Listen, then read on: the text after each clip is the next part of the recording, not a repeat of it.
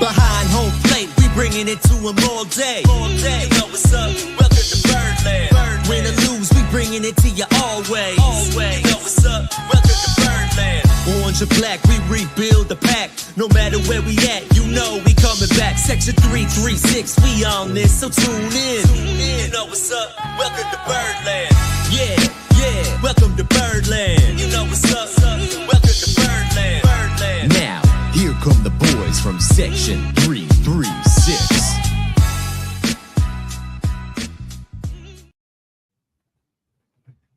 Ladies and gentlemen, boys and girls, Baltimore sports fans of all ages, welcome to Section 336, Next Generation of Baltimore Sports Talk. I am your dearly stuttering host, Matt Soroka. As always, I'm joined by the button lover, Josh Soroka. Hey, Matthew. How you doing? Good. Sorry, right before the show, I was Googled right on my phone, which team leads the league in ground into double plays?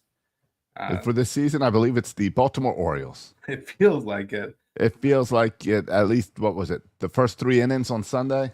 Yeah, we actually have 4. This is not including today's game, though. And we've hit it up several today, too. So we're going to jump right up this list. So, yeah. This is a weird, I don't know about you, but it's also because my kids are on spring break.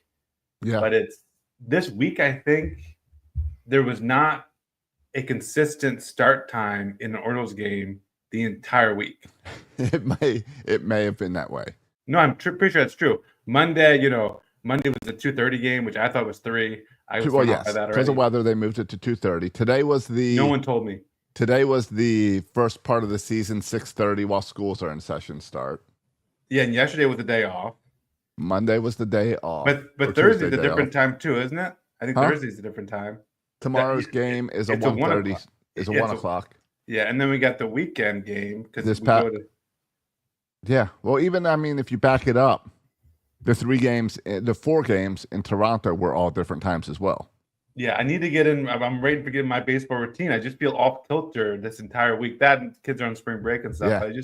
I'm not in my routine yet. I can't get in this routine. The calendar's weird now too, because the past couple seasons, like Easter has been opening day weekend, and Easter's like 3 weeks away. So I don't even pay attention to where Easter falls. Yeah, I do, because How was Easter decided? Is it the certain Sunday or the month? Or something? I have no idea.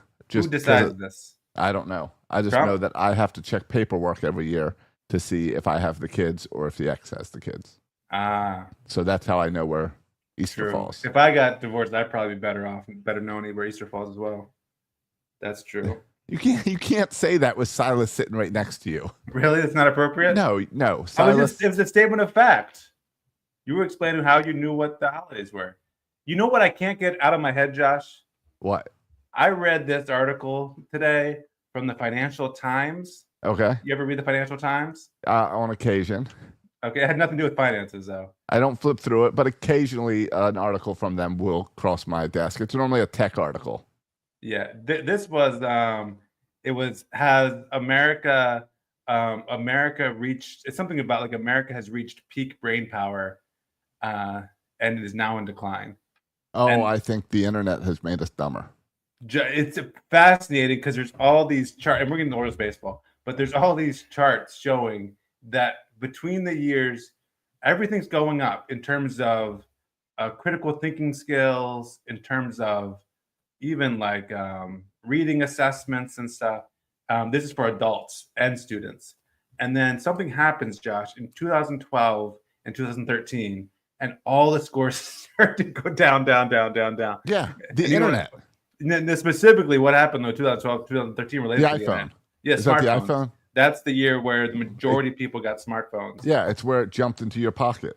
Yeah, and it's just so fascinating. I can't stop thinking about how we're getting dumber by the minute ever since we peaked, and now we're just all on the decline. There's nothing we can really do about it as a society, so we just kind of embrace it.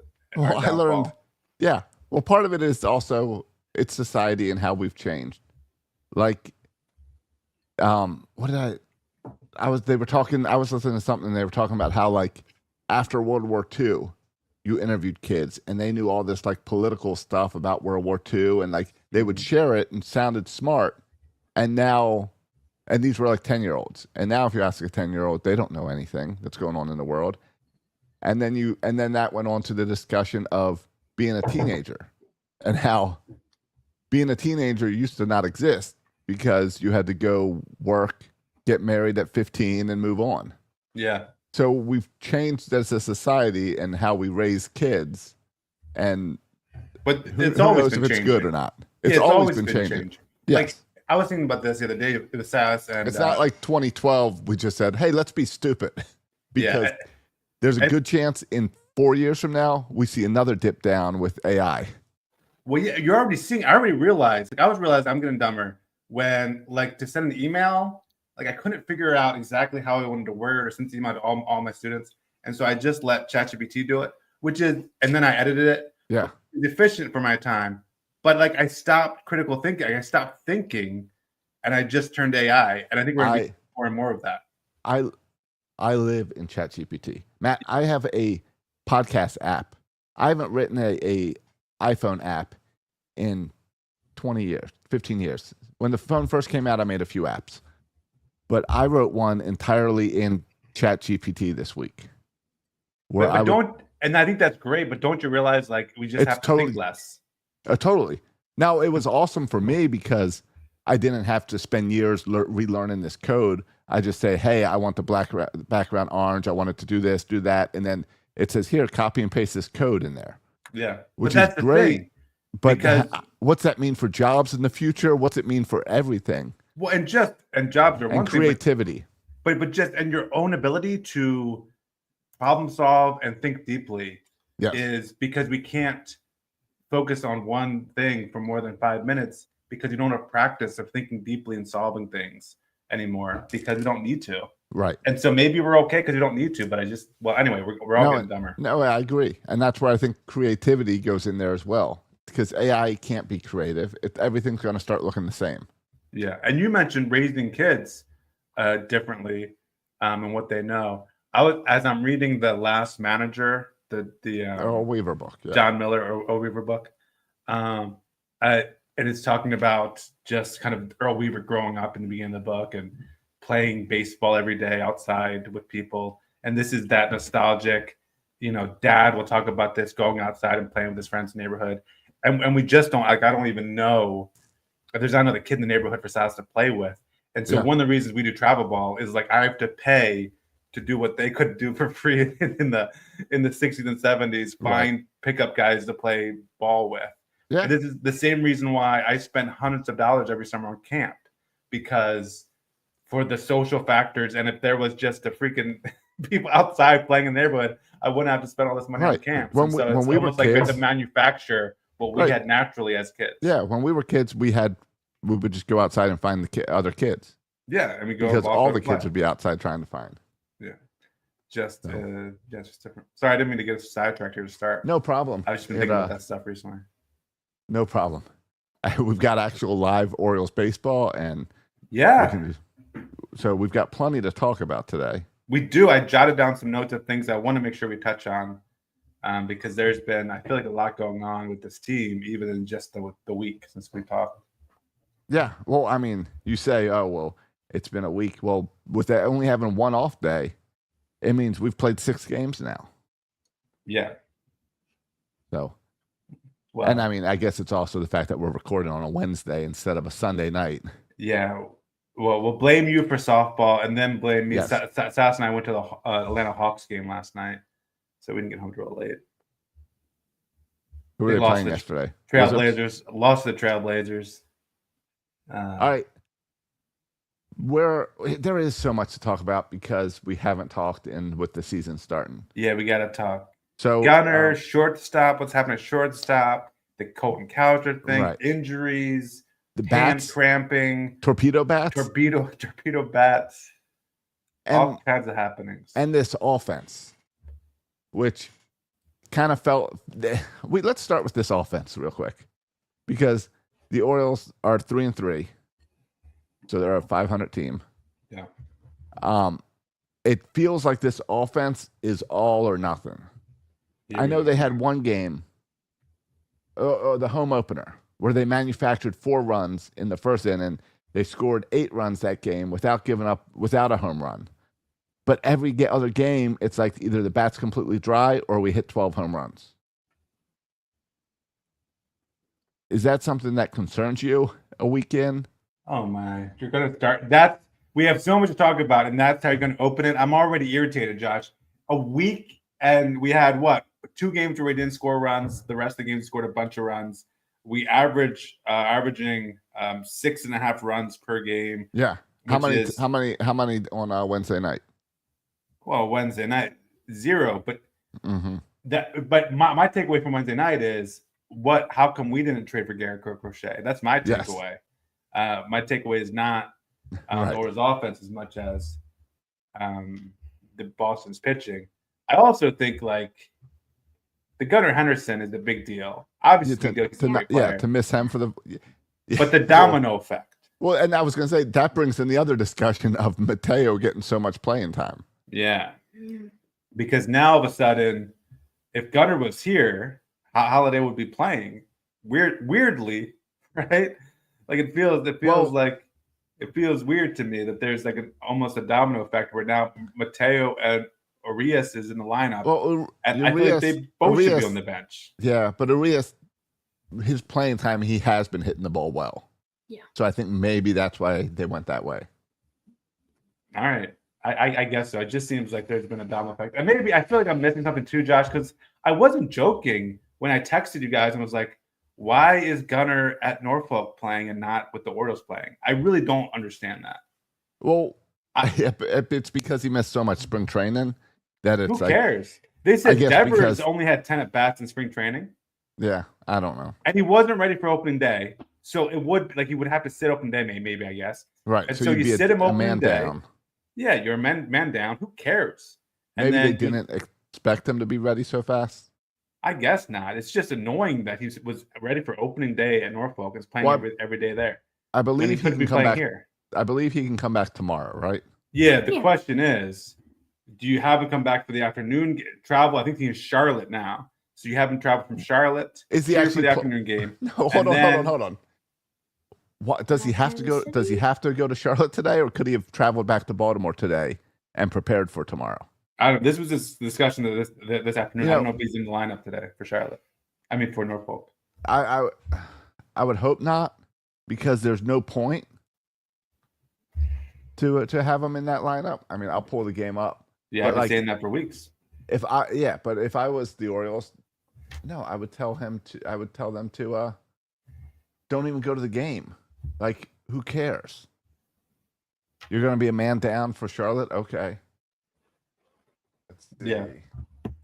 So and he is in the lineup, and he's had 3 at-bats tonight so far. Yeah. So it sounds like he's not going to play tomorrow. Now, Norfolk is only a 4-hour drive, so he could go even after the game tonight. Right. He could go after the game, but to play in an afternoon game and then to fly to Kansas City. You're right. Maybe just save him and fly him to Kansas City. You're right. Yeah. It'll probably be hot. Well, yeah. It'll probably be Holiday at short tomorrow. Against a righty. Against a righty. Yeah. And then you're going to save Gunnar for the road trip. Yeah. I'm sure that's what you'll do. Yeah.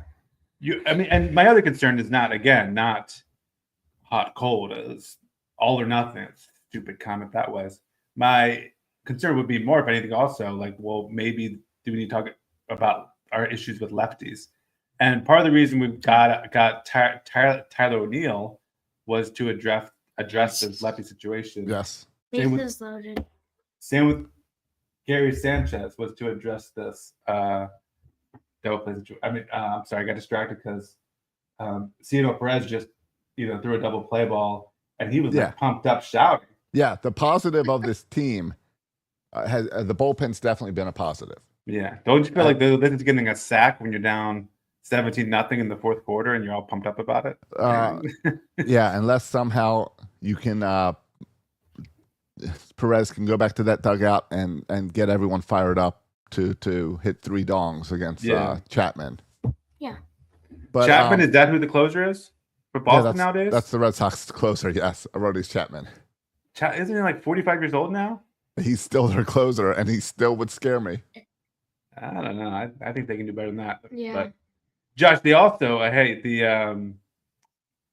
so much. All right. Anyway, before I forget, I want to get to also the Red Sox signing their second baseman to a 6-year, $80 million deal. But Yes. before we get there, anything else? You mean the Diamondbacks? It's Red Sox. No, the Red Sox extended Garrett. Did the Red Sox also sign a second baseman? Yeah, today. I thought and didn't the Diamondbacks extend someone today? I don't know about the Diamondbacks. All right, then the Diamondbacks and Keto Mart agreed to an extension. Okay, well I haven't checked my phone recently, so that's newer to me. Okay, I mean that was earlier today. So who did so? Okay, and the Red Sox. Oh man, I'm just finding this out too. Christian Campbell. Yeah. To 8 years. Yeah, it's all, and the guy from the Diamondbacks stands out because he is a Boras client. When we like to say, oh, well, we can't extend Gunnar because he's a Boras client, here we saw a team get it done. And Jackson Merrill for the Padres signed a 9-year contract extension as well. Yeah, I think wasn't that yesterday? Or was that earlier today as well? That was this morning. Yeah, what do you think's up with all these deals getting done in the first week of baseball? Like, why weren't these handled during spring training? Yeah. The timing's weird. Isn't it? And isn't it the timing weird to have 3 of them announced in 24 hours? Yeah, and what's even weirder is that we weren't involved. Not them other Orioles. Yes, that we have the youngest team in baseball. Does Michael Elias know he's allowed to do this? Right. Yeah, they were all within like hours of each other too. Yeah, it's very odd. Yeah, so I feel like it increases at least. I don't know if it increases the pressure for Michael Elias, but for Orioles fans, every time that happens, it makes us, and I think understandably, a little more antsy for Gunnar, Adley, Westberg,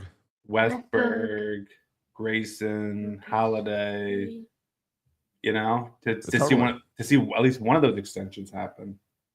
And I didn't know one of them was a Boras client because that's what you hear all the time. Well, Boras doesn't take his clients to, as if the players have no say in this process. Yeah. Right.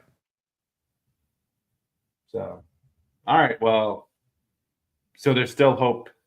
So now I have to refresh my Twitter every day now, hoping that they're. I will still always be surprised when it happens, but remember, it was one of my bold predictions was that this happens this year. Yeah.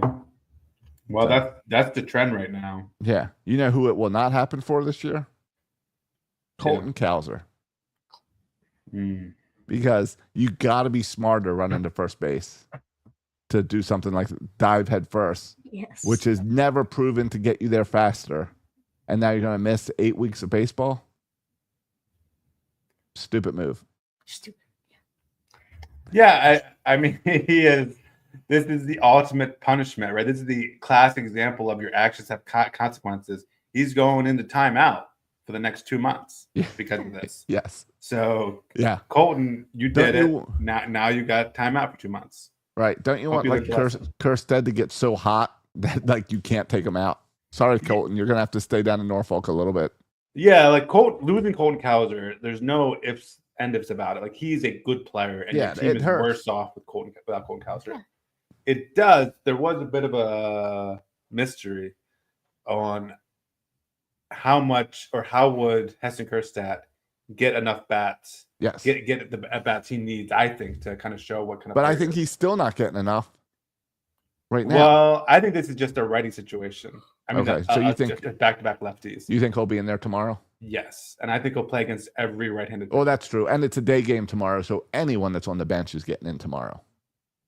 Yeah, though I assume Adley's catching since he didn't catch tonight. Yeah, that's why he's DH tonight because he'll catch tomorrow. Because lefty, and that's one of the reasons we got Sanchez. Yes, and so we got O'Neill and Sanchez, and we got 0 runs. How's that working out for us so far? Small sample size. Yeah, it is small sample size.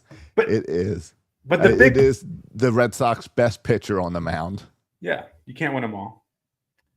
And to me, Josh, this season so far, outside the injuries with Cowser, and we didn't even talk about the injury to Albert Suarez. And Yes. thankfully, he didn't go on the injured list, but a scary moment with your boy Saguna. Yeah, some cramping. What's up Yeah. with that? Is it because he's not used to pitching out?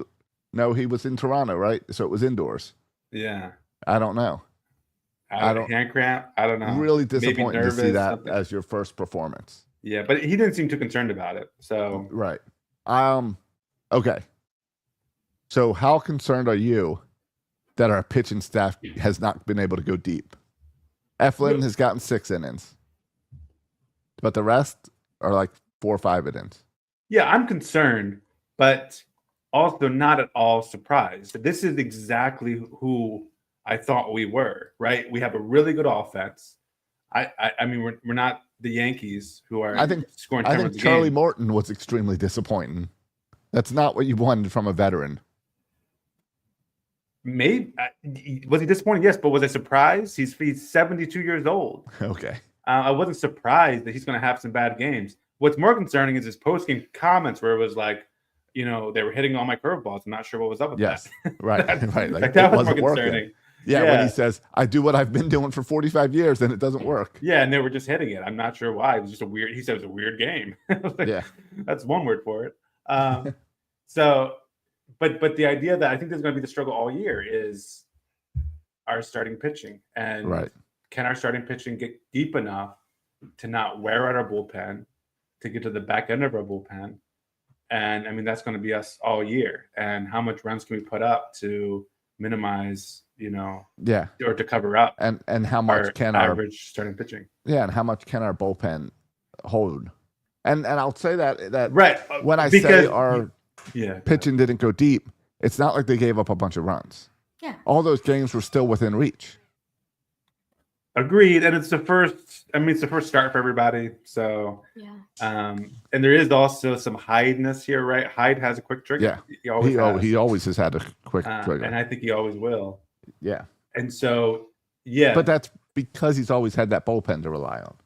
Right. And so usually the weakness of a bullpen is that middle relief, right? The 6, 7. Yeah. Um, Are you here to tell me what I think you're gonna say? You're gonna give props to a guy that you've hated for forever? What do you want to talk about? Brian Baker? Brian Baker? Brian Baker's looking good this year. This is what he does, Josh. This is He's the done Brian. it. He this is what gets he you does. excited. He You're has just waiting great for it to stuff. fail. You can, look at his fastball. Look at his changeup. Oh, it's so good. And then just wait till a key situation and he grooves a 95-mile fastball right down the middle and gives a grand slam. I hope That not. moment this season will happen. I hope not, because I'm getting very excited about Baker's performance this year. Okay. That's what he does every year. So, yeah, enjoy it while it lasts. So, Right. but no, I think the bullpen has looked fine. I like our arms in there, right? I like Soto, I do. like Perez, I like Dominguez. Obviously, I like Cano. I'm glad Batista. I'm so glad we scored some more runs on opening day. So Batista had that cushion to work with as he kind of works back into it. I think the expectations should be a little bit low for Batista starting out the season, and I think we shouldn't overreact to a bad few outings for Batista as he returns from injury. So be patient with that one, O's fans. But yeah, no, I'm feeling pretty good about our bullpen arms. Again, the issue is going to be, can we get to the 6th inning with giving up 3 or 4 runs? I mean, that quality start is going to be a big stat to look at this year. Yes. We don't have to be first in baseball in quality starts, but we can't be at the bottom either in quality starts. So that's gonna be No, something we got to be in that interesting like watch. 10 to 15, and we got to be in the middle of that. Yeah. So how many quality starts can Dean Kramer, can Saguna get us? Can Morton get us? Is it for me an open question that I am concerned about, and we don't know. We'll have to see how this plays out. Yeah. Josh, you mentioned, and it's true, the Yankees lead the league in home runs. They lead the league in runs scored, Yes. and they lead the league in illegal use of bats. Now Though they I heard that the Orioles, there's some Oriole players using these bats too. I've heard. Have you heard I that? heard Adley. So the torpedo bats. I heard Adley was experimenting with it. I don't know if it got into a game. Okay. I just heard a Um, reporter mention that Orioles batters have been using them as well. And I but heard they that didn't use I heard that when they've, everyone's looking into this now. So I heard that when they called up, I saw a report where when they called up bat manufacturers and said, what other teams have been reaching out to you this offseason? And everyone mentioned the Orioles. So they said that behind the Yankees were the Orioles in doing bat research. Does that this surprise offseason. you? No, it doesn't surprise me.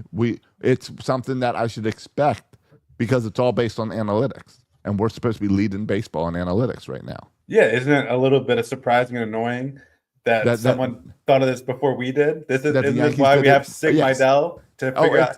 Yes, it's a little bit annoying that the Yankees came out with this before anyone. Yeah. And it was so quiet that we didn't hear anything about it this offseason, which means in spring training, what bats were they using? The torpedo bats. Then why did no one talk about it? Why did it take 15 home runs in 3 games? Like I heard a story, someone tell me a story the other day saying, and this is not, I didn't read this during spring training, so you're right. I don't know if they're talking about spring training, but in spring training, how Chaz Chisholm was reluctant to go with the torpedo bat, and then he borrowed Anthony Volpe's torpedo bat, hit a home run. Like, okay, I'm going to get a torpedo bat. So that they were doing this in spring training, experimenting with them. Yeah, because it's supposed to change the weight of the bat too, so it changes the feel of the bat. Yeah, is the basic premise, Josh, and I read the article, but the sweet spot that you kind of go is not really bigger necessarily. It's just they put it closer to where the hitter typically. Yeah, I've seen it. I've seen it explained as it being larger. Okay. And slid down. And slid down where a player is more likely to make. And contact. I've also heard them talk about how with analytics they can make custom bats for custom players to based adjust the torpedo location. Yeah. So it's definitely intriguing, and I love it. If it truly does, if that's why the Yankees are hitting these home runs, then by the end of the season, every team will have these bats. And I love it because it's the fun of the home run and the steroid era without the steroids. So I like that. How long before pitchers start making torpedo balls to combat the bats? It's interesting because baseball changes their rules. NFL does something really interesting. NFL changes their rules every year to try to balance it out, to try to make the offense and the defense even. Baseball does the opposite. They keep moving the rules towards the batters. They got rid of the shift to help the batters, to help the offense. They got rid of the sticky stuff. They got rid of the sticky stuff to help the offense. I think the clock is more of an advantage hitter, right? The clock is advantage hitters. The bases is advantage pitcher, making the bases larger, but I think that was a safety thing. But the stealing is not advantage pitcher. That's true. The throwovers, it balances out. And you're right. So maybe that does not. But more than that, the natural current of the game, Josh, has swung more to the pitcher's side as they start throwing harder and harder and harder. Correct. So, and then that caused offense to go down. That's true. That part of it. No. So I think part of these rules were combating what was naturally happening in the game. And and that's also where you're seeing fences move and stuff. Yeah, as well. That's if Yankees are gonna do these torpedo bats, we might move our fences back again next offseason. Right. We brought them in. Now that we see the Yankees torpedo bats, I like the idea of robot fences where you can move the fences in or out depending on what team you're playing. Yeah. So you can't change it mid-game. You can't be like in between innings it moves up. But the Royals are in town, let's adjust them here. The Yankees are in town, let's push them back. Yeah. Are you allowed to do that? I don't think I bet you it's not in the rule book. Yeah. I bet you it says that your stadium off season. Right. So why not game to game or series to series? Yeah, like I don't know if the Orioles had to get their fence change approved by anyone. Yeah. So I would guess it's not in the rule book. I thought you were going more with like a basketball arcade game where the rim moves in and out throughout the entire game. The wall comes in and out. You got to time it right. Or like I am in favor of objects past the wall that if you hit, get you more runs. Like a carnival game. You hit the car out in center field, that's 4 runs. You hit a child in section 78 that's allowed now to come down and watch the game. You get bonus points for that. I haven't paid attention. Have many kids been in that kids' porch? Yeah, the opening day, the first when we hit the ball to the fence, the first inning, I paused to show Silas. There was like maybe 10 kids out there. Yeah, there weren't many kids there for opening day, but I thought maybe it's because it was opening day. Yes, yeah, there might not many big kids there to begin with. No. But yeah, it's by the way, what are your thoughts on that stadium? So now they have a platform Yes. where kind of the wall was moved in, and now kids and their parents under 12, I don't know if they're checking birth certificates here, can go down with their kid and get close to the action. I believe that thing will be shut down before summer. Why? I think people in that section are going to get annoyed by it. I think it dips down a little bit, so I don't think it bothers people in the back. I think a kid could get hurt. I think you're going to see guys taking advantage of bringing their little kids to the game so they can get up there. Oh, I think that. I think you're going to have an issue with what's the ball catcher guy? He's going to sneak a kid in. Zach Hampton. You're going to have to watch out for him over there. I think it was not thought out and a last minute, hey, we need something here. I don't think they were planned it. I think as opposed to the other option would be like VIP. No, if you want that to be a kids area, here's how you make it a kids area. You change the wall there to a fence with the border, like a chain link, and you put the kids all the way on the ground. So now they're behind the fence, but they can see through the fence. Yeah. I mean, I don't think it's supposed to be kids area as much as it's supposed to be. I think they want to encourage kids to sit in those sections and have like a section in those seats too, where there's a lot of young people. Right. Like if I'm bringing my kid, do you know where I'm sitting? I'm sitting upper deck. In the upper deck where they have kids attend free or whatever. You get the buy one, get one free. That's where I'm going. Yes, totally. I think it's a ploy, just like expanding. I don't like the expansion of Mr. Splash to 2 sections either. I'm done with Mr. Splash. He can go home. Oh, he's not the Oriole bird. Even if it's Dairy Queen out there shooting him? I don't care. But by the way, I predicted that on this show. Told you that would happen. Did you also predict that Maryland will be destroyed? And it's Josh. We're everywhere here. But no, I it just was have ugly. to say this. And that they would. Right. This is everything that's wrong with college basketball. There'd be a coaching controversy. Josh, I got into college basketball this year more than ever because of Maryland and Dairy Queen and Reese and the whole and welcome to the portal. Group. And now, Josh, literally no one's left. I know. Queen is going to go to the draft. Reese graduates. The guards all have entered the transfer portal. The coach left. There's literally no one left. The Crab Five is no more. Right. Now. It's just because they entered the portal doesn't mean they'll leave, but yes. But they probably will. Right. And this is what everybody does. And then we'll get 5 new guys. No, and it's the problem with they're suddenly turning it's the problem of making college sports professional. Yeah. Yes. Yeah. All right. We are all over the place today with so much stuff that went on this week. Yeah. I also, before I forget. But anyway, I think it's all a ploy to keep those left field seats full and packed so that when they're on TV, it looks crowded. Okay. But it doesn't look that crowded. Well, not yet, but we'll get there. But I might get a seat. I'm going to see how much they cost when we go up in May. Yeah. I'm going to look at see how much tickets cost in those sections. Because you have to be, this is how it is, right? You have to sit in those sections. Yes, you have to sit in those sections. Not anyone can just go down there. You have to sit in those sections 70, 80, 82, I think it is. Which again seems more like a pain to manage, but whatever. Yeah, and so maybe they'll jack up those ticket prices for those. Yeah. Yes. But you mentioned the Torpedo Bats and how did they come up with that first?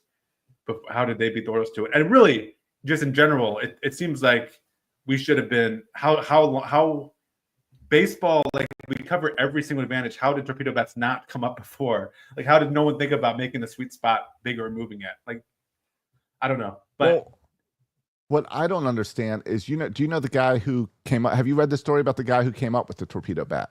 No, I didn't read his story. He is an MIT physicist. Okay. But he is currently a coach with the Miami Marlins. Yet somehow he decided to introduce the bats to the Yankees. So I don't know. I don't know how it. I don't know how it got to the Yankees. Like, did the Yankees? So did you read the story or not? Introduce the bats to the Marlins. right? Yeah, and Uncle Josh says he read the story, but now he doesn't know the details of how they No, got from he's the Marlins. coach of the Marlins. Yeah, but he gave the bats to the Yankees. Yeah, that's what the story said.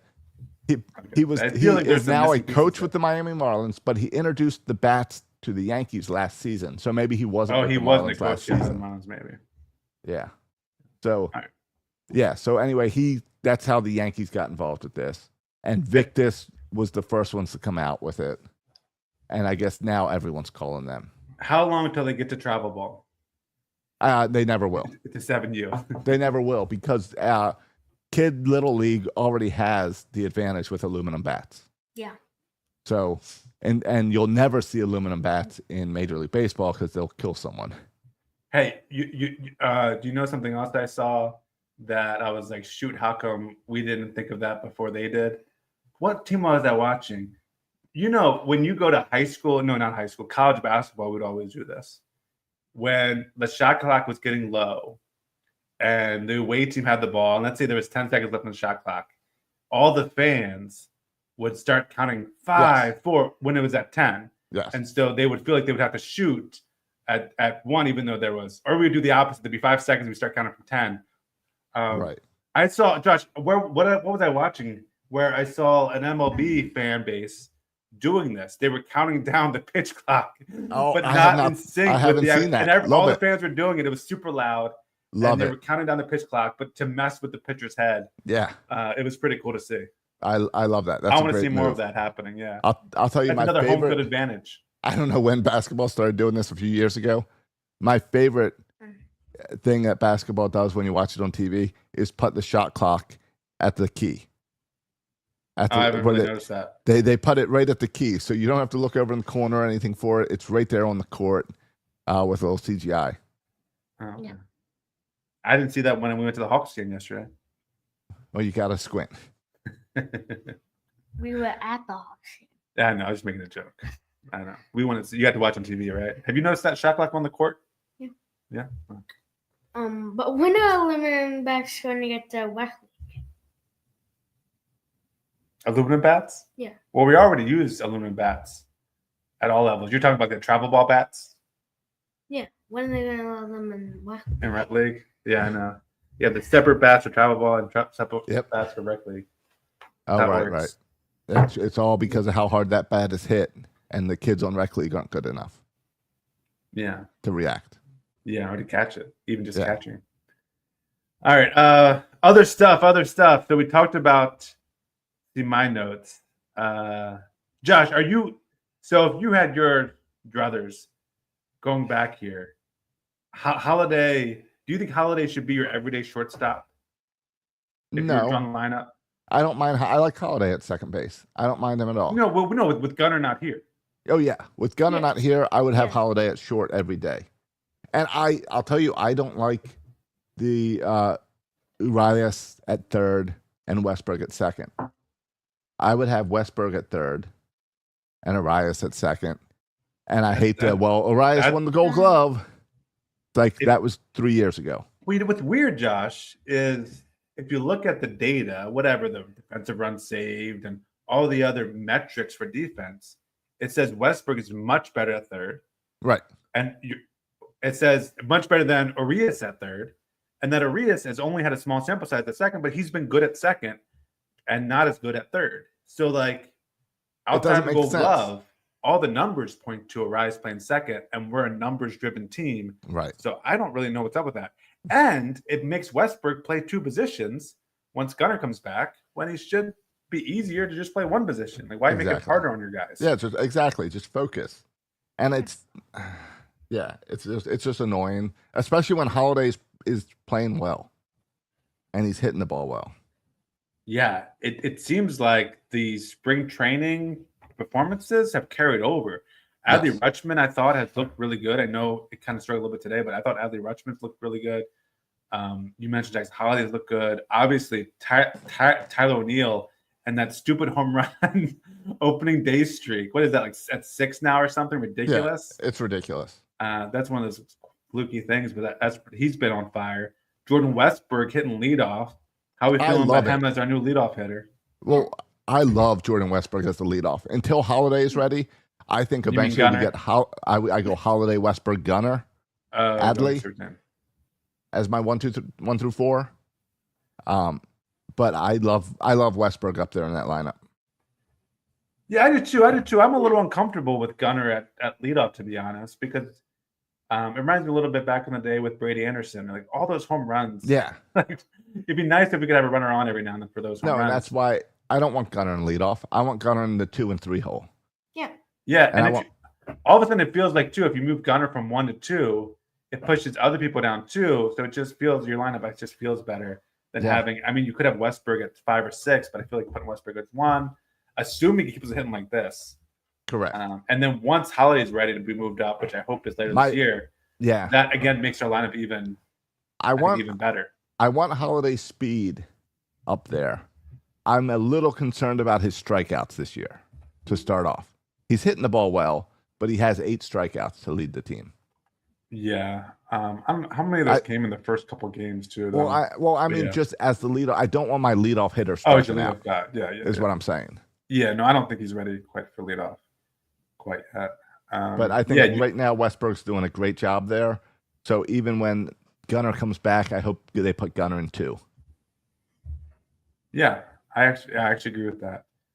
And again, it just seems like, Josh, are you ready to eat? A lot of our guys are just performing well offensively. Are you ready to admit you were wrong about Cedric Mullins? And how shocked are you about Cedric Mullins? I am totally shocked about Cedric Mullins and how well he's started off this season.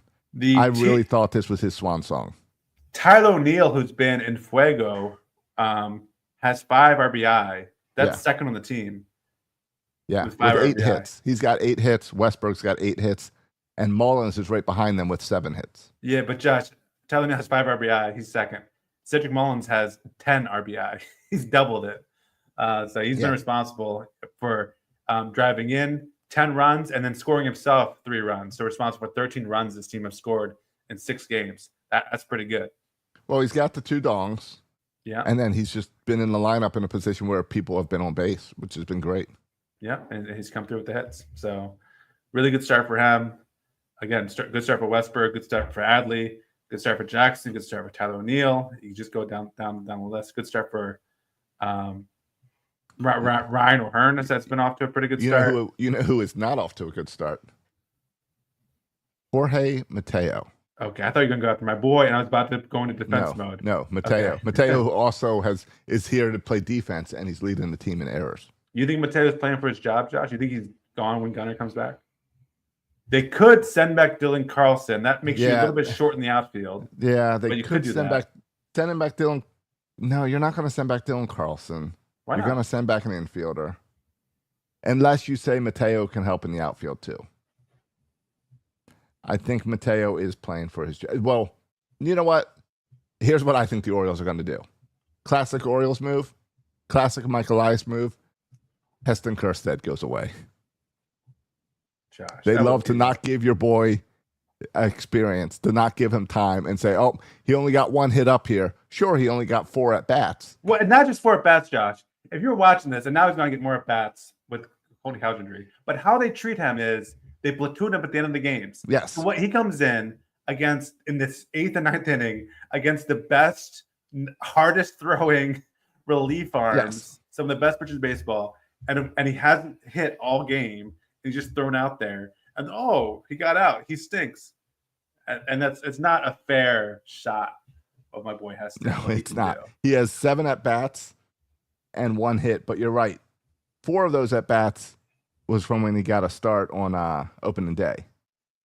But other than just pinch hit stuff. Other than that, it's pinch hit late in the games. Yeah, but he had a big single the other day to drive in a couple runs. I think he has a sac fly too, so he's contributed. He had a long ball to get an RBI as well in Toronto. A sac fly? Was it a sac fly? Yeah. Yeah. We had the sac fly to the big opposite field hit. Yes. Yeah, where the guy scored. Yeah. All right. So it's going to be interesting to watch what happens to Gunnar Henderson. What did the corresponding roster move? Yeah, I don't truly think it's going to be Heston Kjerstad. I think it's John Carlson. Dylan Carlson would make the most He sense has options. because he has options. But then you brought him up to replace an outfielder, so that would be the only. Yeah, but I mean, Ryan O'Hearn can play the outfield. Heston Kjerstad can play the outfield. So I feel like you could. Who can play center? Laureano can play center. You know what? O'Neal can And play center. So it's really your extra men at that infielders at that point would be Urias and Mateo. Right. And on that, you're not. Urias has been hitting the ball well, so you're not going to. But then that's where you're going to say, you're right. I would say Dylan Carlson goes down. Mateo is your extra spot because you're like, I'm only going to use that guy as a late inning runner. Defensive replacement, runner, Right. emergency thing. Yeah. And emergency, he can go play in the outfield. Yeah.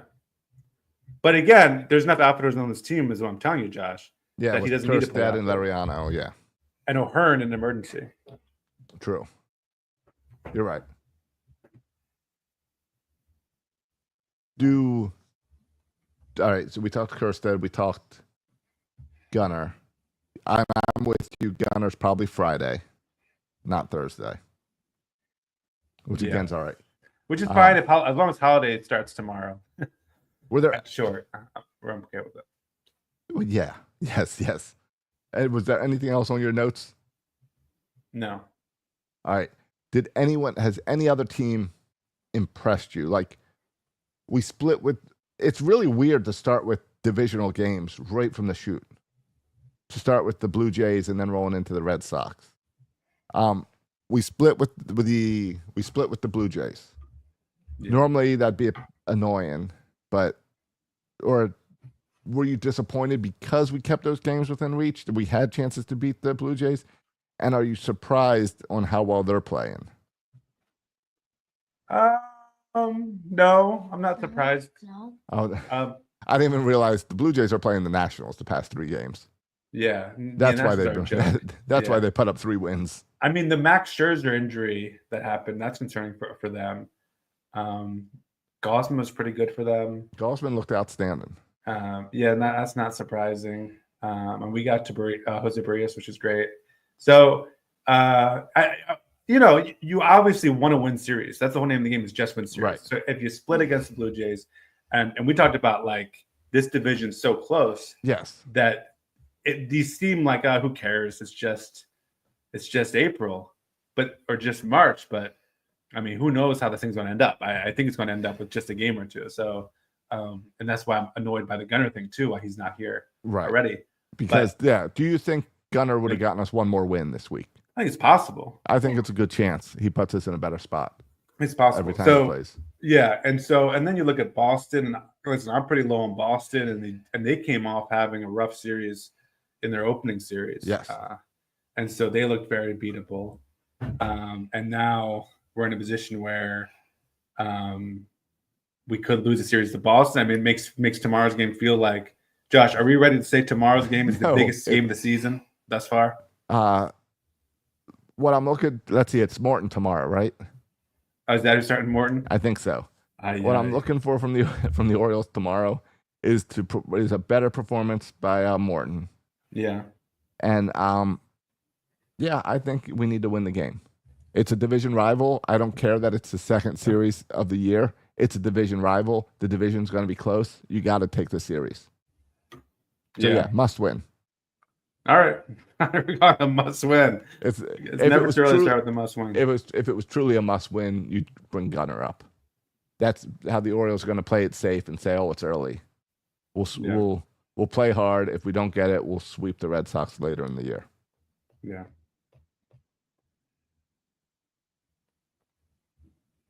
And then after, so kind of looking ahead. So yes. We have Boston, then we play KC, and they're a good team, right? Kansas City's a good team. They haven't played great this season yet, but they're there. And then we go to Arizona. Who are we going to see a? Yes. I think you know where I'm going with this. Corbin Burns. Yeah, we're going to see a little Corbin Burns action. I assume so. That's how our luck goes. But that's it. I haven't really thought about it, but this is kind of a tough start to the season. It is. It's Boston, Kansas City, and then Arizona. and then we go back to Toronto, and then we're then home against It's- Toronto. It's a tough really start of the interesting. season. I have not studied the schedule this year like I did in previous years. You didn't Previous go years- through. Josh usually goes through and gets every game a W or an L. You didn't do that this year. I do. I do normally do that to come up with my prediction for number of wins and losses. Yeah. But maybe I'll do that this week. Yeah. But I'm more of last year. You looked at the schedule and you didn't even have to do a close observant to see. Oh, June is the easy month. Now it turned out that isn't how it went last season. Right. But on paper, it looked that way. And it On paper does right seem- now, I'm telling you, May is looking pretty good. May. All right. Yeah. We get through April. Who do we have in May? Well, we started with Kansas City again, which is not good. And by the way, first weekend in May, that's Sunday. Josh and I will be there. We encourage you guys to come out and watch a game Yeah, with us May on 4th. May 4th. May 4th, message us if you want to get tickets with us because I'm going to buy tickets in the next week or two with whoever wants to join us. All right, and then here's our next series after that, though. Minnesota, Okay. Winnable. Angels, Winnable. Minnesota. No, home. winnable. Again? Yeah, again. Washington, Sweepable. Milwaukee, who's off to a really rough start. Yeah, that's winnable. Boston. And then Winnable. we end the month with St. Louis, who is in rebuilding mode, Yeah. and Chicago White Sox, which are the worst team in the All league. right. So that's a I good like month. that. I like May. Yeah. May sounds good. Yeah. That can set a good foundation going into the summer. Yeah. So yeah. Yeah. So, but April's tougher. April's tough. So we'll have to see how we're sitting in April. But I agree with you, Josh. The story tomorrow is going to be all eyes focused on Morton, and I think this is a story to start the season until Grayson gets back. I know Grayson has thrown some side sessions. That's a step in the right direction, but I'm not excited about it. But it's a good step. But the story is going to be the starting pitching and can it hold up for the first half of the season. So we'll have to see. A shaky first week, to say the least, for the starting pitching. Yeah. Well, April is our toughest month when you look at the schedule. Right. And then September. September's also tough because we get a lot of those. September. Yeah. Huh? All right. All right. Yeah, September. That's the final month of the season. I know, but you but don't even that's know when it's we going to be get tough. So those Padres, teams could be Dodgers, jokes. Yankees, all there at the end. All right, the Padres could blow up their team by then. They could. I know aren't they undefeated? Oh no, that's No. they opened with a sweep. Did they lose a game then? I don't know. I'm not paying enough attention to Me the and my other leagues. schedule's all off. I'm not in the baseball routine yet. Yeah, the Dodgers and the Padres are both 7-0. Okay. Does And that mean then- we are no longer in the best division in baseball? Yeah, the NL West is The best. NL West is Yes. pretty special. Well, and the NL East is also good. No, it's Um, not. Well, I guess you got Philly and New York. And Atlanta. That's And three. Atlanta. That's three great teams. What's wrong with Atlanta? Why have they not got a win yet this year? I know a lot of people picked them to kind of Yeah, compete get with to the the World Dodgers for Series. the World Series. Yeah. Yeah. So Yeah, rough start. I think the ALS is better than the NL East. Yeah. all right. So right now we're 500. Do you think we're Also, gonna- next week, Josh, start times 2:10, 9:40, 9:40, 3:40, 7:05, 4:05. Can we just get some consistent I- start times? I know. What I a- do like that when you can tell the times based on you can tell the location based on the time. Yeah. So if it starts at 12 after they're in Toronto. Yeah. And if you want any inside information when we go play Arizona, Thas and I did the Arizona tour of the stadium, so we got some inside information. Yeah, and that's where you get the weird times because of the time change. Right. 2 hour difference. So. All right. All right. Ready to get out of here? Yeah. I'm just glad baseball's here. It was a fun first week of Orioles. Yeah, I feel like listeners don't need to listen to this one on 1.5 speed because we went so fast through all these things. Yeah, you're gonna miss something if you listen to this at the speed, including us sending it to commercial because we forgot again. Oh man, someone will let us know in the reviews or something. Yeah. We'll get there. We'll get there. It's early. It's early in the season. We pulled a Charlie Morton. We'll be better next week. All right. In the meantime, thanks for listening, boys and girls. Yeah, we're going home with cramps. Yeah. Yeah. Hexagona. Yeah. Little voice cramps from the podcast. Yep. Yeah, I got hand cramps from my mouse. Yeah. You can follow us on social media platforms. Please write us a review. Listen, we know about the commercial thing. You don't have to write in the reviews. Yeah. We know We're gonna people. fix it. We're going to fix it. But you can go ahead and write a review and leave that part out. Tell your friends about the show so we can get that more people listening. Spread the news. Baseball is back, baby. It's going to be a fun season, and we're here for you every week on Sunday, Monday, Tuesday, or Wednesday. You can follow us on Facebook and X and Instagram and TikTok, all those places. You can follow me on X at Section 336. You follow Josh on X At Josh Roca. Thanks for listening, boys and girls. And as always, go O's.